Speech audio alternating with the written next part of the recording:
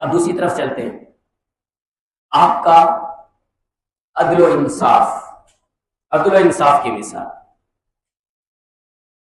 کیسا تھا؟ عدل و انصاف، ایک مسلمان اور ایک یہودی کے مابین جھگڑا ہو جاتا ہے، کسی لین دین پر جھگڑا ہے، یہ جھگڑا سلجھ کے نہیں دیتا۔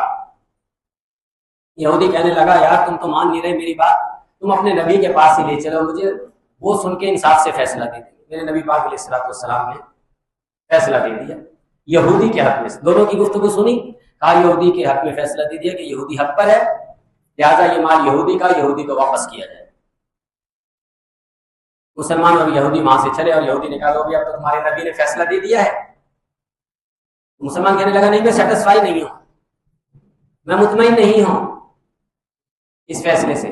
کہا تو پھر کس کے پاس جانا چاہتے ہو؟ کہا عمر فاروق کے پاس چلو، آؤ عمر فاروق کے پاس، اور آپ کا عدل و انصاف دیکھو، اللہ اکبر۔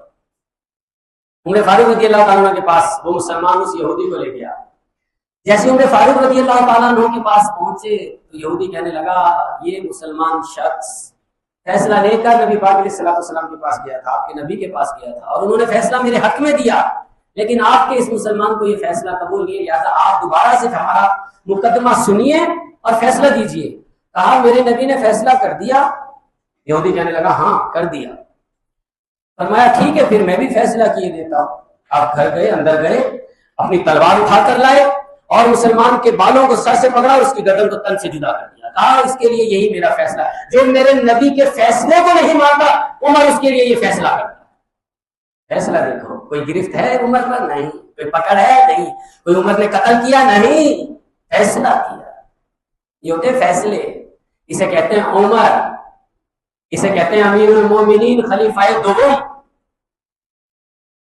یہ خلیفۃ المسلمین جو نبی کا فیصلہ نہ مانے۔ آج کے زمانے میں کیا ہے؟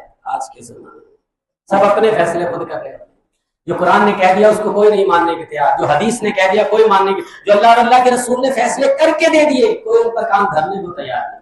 سب اپنے فیصلے خود کرتے ہیں، اپنی شریعت خود بناتے ہیں، اپنا اسلام خود بناتے ہیں۔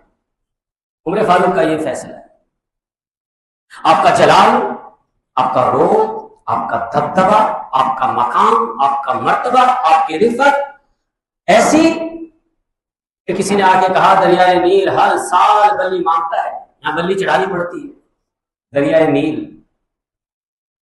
جب تک نہ ڈالیں تو بہتا نہیں ہے، رک جاتا ہے، پانی خشک ہو جاتا ہے۔ آپ نے فرمایا اچھا دریائے نیل کی اتنی جرت کہ وہ بلی مانگتا ہے، وہ بلی مانگتا ہے تم سے، اس کی یہ ہمت، یہ طاقت اس کی۔ آپ نے فرمایا لاؤ قلم دوات، لاؤ کاغذ، قلم دوات منگائی، کاغذ منگایا۔ جیسے ہی منگایا آپ نے اس پر ایک کاغذ پر ایک جملہ لکھا، اے دریائے نیل اگر تو میرے رب کے حکم سے بہتا ہے تو آج کے بعد خشک نہ ہونا، بہتے رہنا، رکنے کی مجال نہیں ہے آج کے بعد، اگر تو میرے رب کے حکم سے بہتا ہے۔ اور اس پرچے کو موڑا اور دیا، کہا یہ لے جاؤ دریائے نیل میں ڈال دو جا کر۔